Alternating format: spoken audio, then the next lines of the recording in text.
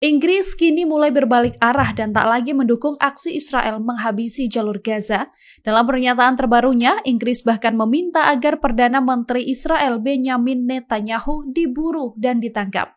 Diketahui Inggris sebelumnya sempat melayangkan keberatan pada Mahkamah Pidana Internasional atau ICC atas upaya penangkapan Netanyahu dan Menteri Pertahanan Yoav Gallant. Dengan tak adanya keberatan ini, rencana dikeluarkannya penangkapan terhadap kedua tokoh ini pun semakin mulus. Kantor Perdana Menteri Inggris Keir Starmer menyebut bahwa pihaknya tak lagi melanjutkan upaya mempertanyakan ICC atas perintah penangkapan Netanyahu dan juga Gallant.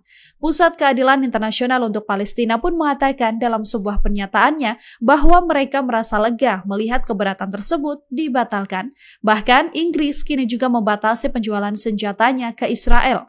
Langkah ini bertentangan dengan pemerintah Inggris sebelumnya, pimpinan PM Rishi Sunak dari Partai Konservatif yang kalah pemilu 4 Juli lalu. Dengan balik arahnya Inggris, secara terbuka Israel mulai kehabisan sekutu yang mendukung aksi mereka. Ancaman terhadap atlet Olimpiade Paris, terutama atlet Israel, tak hanya isapan jempol belaka. Kini, jaringan kereta api berkecepatan tinggi Perancis diserang pada Jumat 26 Juli. Serangan yang menyebabkan kebakaran besar ini terjadi hanya selang beberapa jam sebelum pembukaan Olimpiade Paris. Dari laporan AFP pada Jumat 26 Juli, sumber yang dekat dengan penyelidikan menyebut serangan ini sebagai aksi sabotase yang terkoordinasi. Para pelaku menargetkan sejumlah instalasi di sepanjang jalur kereta yang menghubungkan Paris dengan kota-kota lainnya. Sebelumnya, teror juga diterima oleh atlet Israel atas perang di jalur Gaza. Atlet Israel ini juga mendapatkan pesan kebencian hingga kata-kata kasar sejak beberapa waktu terakhir. Banyak juga dari mereka yang menerima panggilan tak dikenal dari nomor asing. Peneror bahkan mengatakan para atlet Israel ini akan dieksekusi layaknya aksi Munich 1972, yang mana 11 warga Israel dihabisi kelompok teroris Palestina Black September. All TGV trains are removed from the screens. They will be displayed again, but we will know with certainty if they are circulating or can.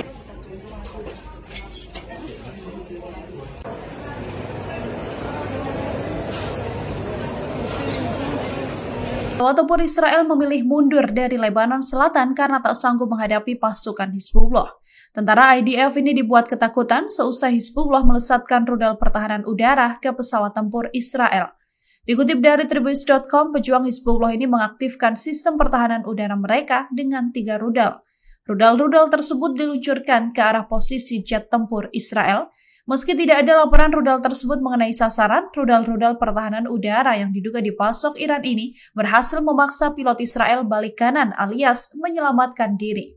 Operasi ini pun membuahkan hasil karena pasukan Israel akhirnya tak berani menyentuh dan menyerang wilayah Lebanon Selatan. Hizbullah sendiri menegaskan penargetan ini dilakukan sebagai respons atas pelanggaran Israel yang menyasar wilayah Lebanon. Dalam aksi yang sama, Hizbullah juga menargetkan penggunaan peluru artileri di lokasi militer Hanita yang menghasilkan serangan langsung. Hizbullah menargetkan tentara Israel yang ditempatkan di hutan Adaiter dengan senjata peluncur roket mereka. Serangan ini diklaim berhasil mengenai sasaran secara akurat. Kelompok perlawanan Islam Syiah ini juga mengungkapkan bahwa mereka telah melakukan operasi kualitatif. Dengan menggunakan satu skuadron pesawat nirawak satu arah, Hizbullah mengatakan pihaknya menyerang pangkalan artileri Israel milik Batalion 411 dari Brigade ke-288 di Neve Z. Sebuah pemukiman yang baru-baru ini dimasukkan dalam bank target Hizbullah. Tentara Israel ditembak mati oleh pasukan Hamas saat sedang asyik bermain di atas bulldozer D9. Insiden ini juga diumumkan oleh tentara IDF pada Kamis 25 Juli 2024. Salah satunya adalah Moti Reva yang berusia 37 tahun, berasal dari Brigade Givati yang ditembak mati pasukan Hamas menggunakan rudal anti-tank. Moti Reva menjadi sasaran rudal ketika ia mengoperasikan bulldozer D9 di Rafah, jalur Gaza Selatan. Sementara itu, seorang lainnya adalah Noam Doak, 19 tahun, yang berasal dari lapis baja di Batalion 9. Ia tewas menjadi sasaran pasukan Hamas di jalur Gaza Selatan. Brigade Al-Qassam juga membagikan video aksi mereka yang menargetkan tank-tank Israel di jalur Gaza, tank Merkava dan bulldozer D9 yang menjadi sasaran Hamas di Rafah dan timur Han Yunis. Brigade Al-Qassam juga menghabisi pasukan IDF dengan peluru Al-Yasin 105 di daerah Sheikh Nasser, timur Han Yunis. Selain itu, Brigade Al-Qassam juga memantau jalur kendaraan pendudukan Israel dan menentukan lokasi perangkat tersebut setelah memasang alat peledak Shawas dan menyembunyikannya. Download Tribun X sekarang, menghadirkan lokal menjadi Indonesia.